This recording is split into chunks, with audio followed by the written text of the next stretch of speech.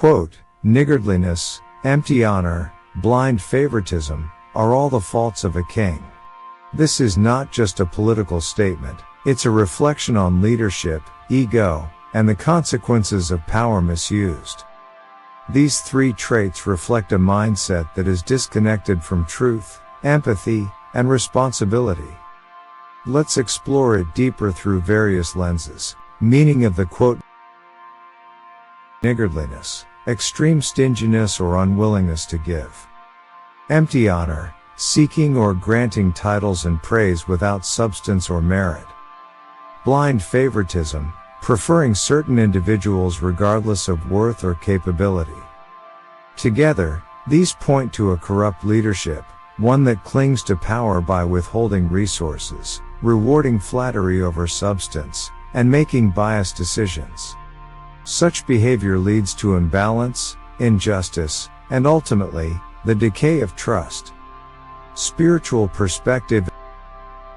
In the spiritual realm, leadership, whether over people, a home, or one's own mind, is not about domination, but about alignment with universal principles, compassion, justice, humility, and truth.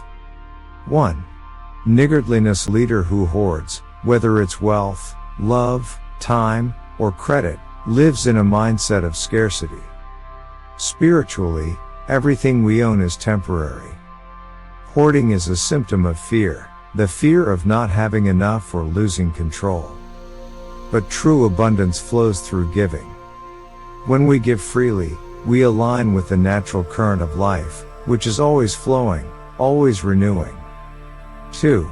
Empty honor. Empty honor is like praising a fruitless tree for the way it sways in the wind. When titles and praise are given for appearance instead of substance, the soul becomes disconnected from truth. This leads to vanity, a fragile ego, and ultimately, a collapse of inner peace. Spiritually, honor should reflect inner virtue, not external displays. 3. Blind favoritism. This is the most dangerous of the three. It means letting attachment cloud judgment.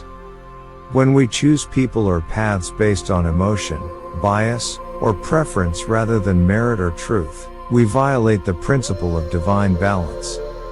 The spiritual path always emphasizes impartiality, the ability to see all beings as equally deserving of fairness. In short, a spiritually aligned leader is like a river, generous, fair, and humble, giving to all without discrimination, flowing forward with purpose. Scientific perspective. From a psychological and sociological viewpoint, these faults of a king aren't just moral issues, they are structural vulnerabilities in any human system, be it a family, an organization, or a government. 1. Niggardliness. Studies show that generous leaders foster loyalty, motivation, and trust. When resources are withheld, whether it's money, time, or appreciation, it creates a culture of fear and competition. This stifles creativity and collaboration. 2. Empty honor. Recognizing people for show rather than for actual contribution can lead to the Dunning-Kruger effect, where unqualified individuals overestimate their value, while competent people lose motivation. This distorts performance and accountability across the system. 3. Blind favoritism. Cognitive biases like in-group favoritism and confirmation bias are well documented in neuroscience. They make us choose people who affirm our worldview or stroke our ego. But this narrows perspective and degrades decision-making quality.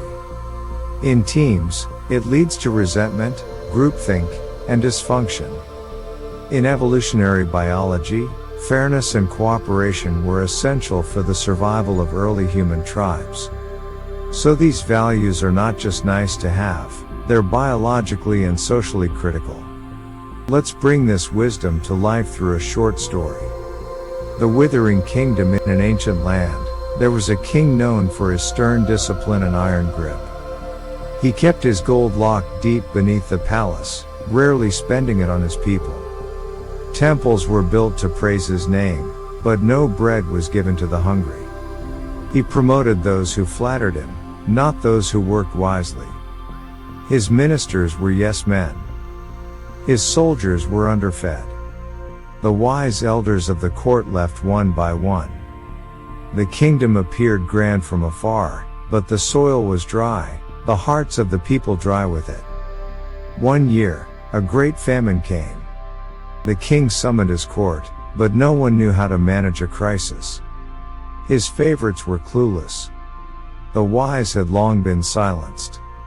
The people begged at the palace gates, but the king still feared giving away his treasures. A small girl, barefoot and brave, stood outside the palace and shouted, "A tree that keeps all its water and gives no shade, even the birds forget its name." The people repeated her words until they echoed through the marble halls. Ashamed and awakened, the king wept. For the first time, he walked out without a crown and said, "Forgive me. I mistook fear for wisdom, praise for truth, gold for power." That day, he opened the gates, and the kingdom began to breathe again. How it applies to everyday life. While the quote speaks of kings, it's really about all of us. We are all leaders of our time, our choices, our homes, our relationships.